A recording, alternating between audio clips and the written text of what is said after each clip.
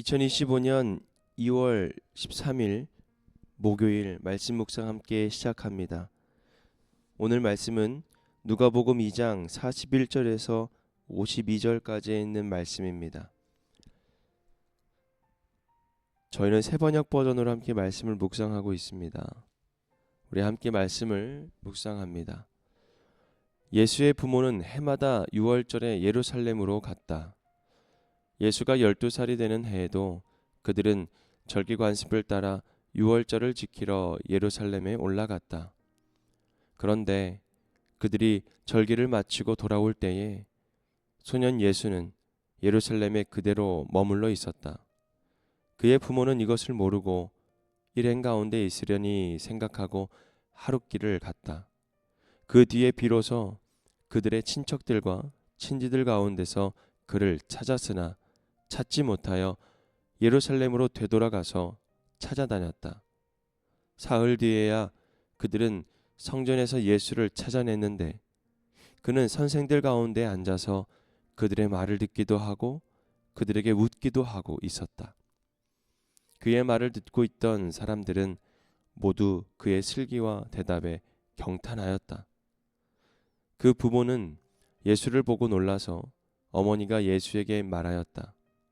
얘야, 이게 무슨 일이냐? 내 아버지와 내가 너를 찾느라고 얼마나 애를 태웠는지 모른다. 예수가 부모에게 말하였다. 어찌하여 나를 찾으셨습니까? 내가 내 아버지의 집에 있어야 할 줄을 알지 못하셨습니까? 그러나 부모는 예수가 자기들에게 한 그 말이 무슨 뜻인지를 깨닫지 못하였다. 예수는 부모와 함께 내려가 나사렛으로 돌아가서 그들에게 순종하면서 지냈다. 예수의 어머니는 이 모든 일을 마음에 간직하였다. 예수는 지혜와 키가 자라고 하나님과 사람에게 더욱 사랑을 받았다. 아멘. 오늘 소년 예수라는 주제로 하나님 말씀 묵상 같이 하겠습니다. 12살이 된 예수님은 부모와 함께 율법을 따라서 해마다 6월절을 지키러 예루살렘으로 갔는데 그때는 예수가 12살이 되었던 해입니다. 그런데 가족들과 친지들이 다 포함한 큰 무리가 함께 여행하고 있어서 함께 움직여야 하는데 예수의 부모는 아들이 없다는 사실을 뒤늦게 알아차리고 사흘 만에 예루살렘으로 돌아가서 성전에서 율법 선생들과 함께 대화하고 있는 예수님을 발견하게 됩니다. 마리아는 예수를 보고 놀라면서 무엇을 하냐라고 꾸짖습니다. 그런데 예수는 당돌하게 내 아버지의 집에 있는 것이 당연하다라고 대답합니다. 그런데 부모님은 그 말을 듣고 깨닫지 못하죠. 그저 아이를 데려가고 함께 나사렛으로 갑니다. 물론 예수님은 다시 일상으로 되돌아가면서 부모에게 순종하고 많은 사람들에게 사랑을 받으며 하나님께도 사랑을 받게 됩니다. 오늘 이 소년 예수의 말에 우리는 좀 집중했으면 좋겠습니다. 내 아버지의 집. 예수 그리스도는 어디에 있어야 하는지 자신이 누구인가를 너무도 정확하게 잘 알고 계셨습니다. 영적인 삶을 살아가는 우리들의 삶에 우리 또한 어떤 존재인가? 우리가 하나님 보시기에 어떤 사람인가? 우리가 있어야 할 곳이 어디인가? 내가 무엇을 해야 하는가? 그리스도인으로서 먼저 해야 할 일이 무엇인가? 우리가 그것을 먼저 하나님 앞에 분별하며 이 세상 앞에 분별하며 살아가야 합니다. 12살 소년이 된 예수는 지혜가 자라며 율법을 배우고 아마 이스라엘에 처했던 많은 사람들에게 처했던 현실을 바라보면서 자신의 소명을 깨닫게 되고 또 순종함으로 이제는 구원자로서의 삶을 그 길을 준비했을 것입니다.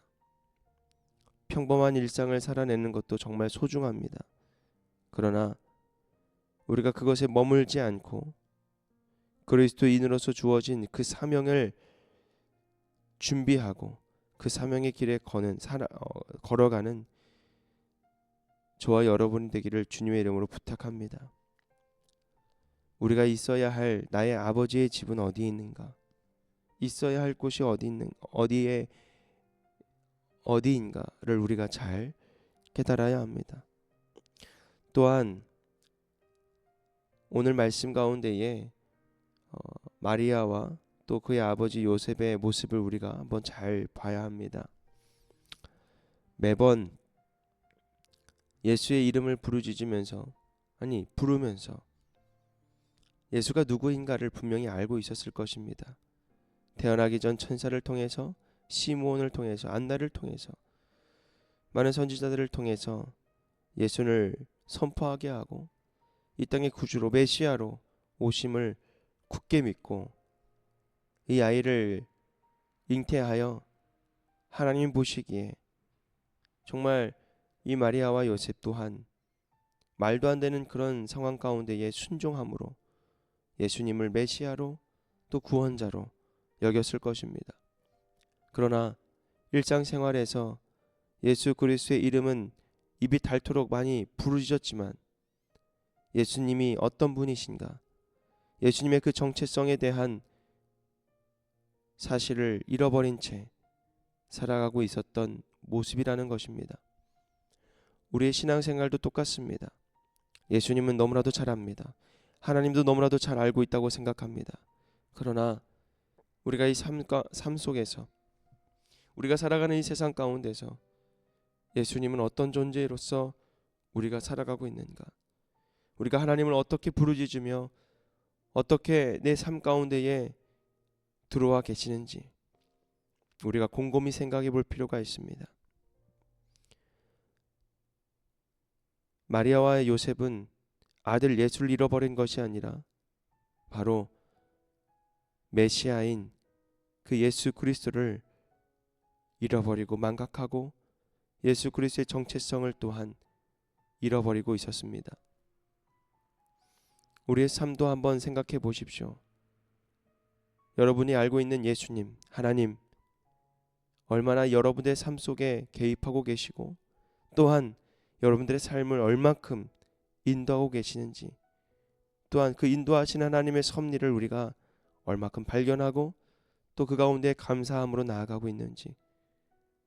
사랑하는 성도 여러분, 우리가 말씀을 묵상하며 예수 그리스도를 구주로 삼고 그 예수 그리스도의 은혜를 우리가 느끼며 또 하나는 깨달으며 살아가야 하는데, 이 세상을 살아가는 데 있어서 정녕 예수님을 바라보지 못하고 하나님을 바라보지 못하고 말씀을 읽지 못하고 묵상하지 못하고 내 방법대로 내가 알고 있는 지식대로 따라 그 길로 살아가고 있지는 않은가.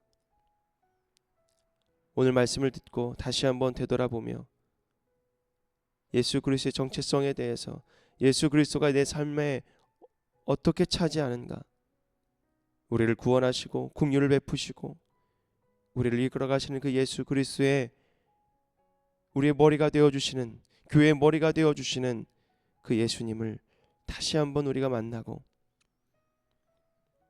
우리에게 주어진 사명, 그 사명을 잘 감당해 나갈 수 있는 복된 하나님, 저와 여러분이 되기를 주님의 이름으로 기도하고 축복합니다. 오늘 말씀을 묵상하며 여러분들의 삶을 한번 되돌아보며 평범한 일상 이래도 주님께서 맡겨주시는 특별한 사명이 분명히 있을 것입니다. 그것을 잘 감당해 나갈 수 있는 복된 하루가 되기를 주님의 이름으로 부탁합니다. 오늘 말씀 묵상 마치겠습니다.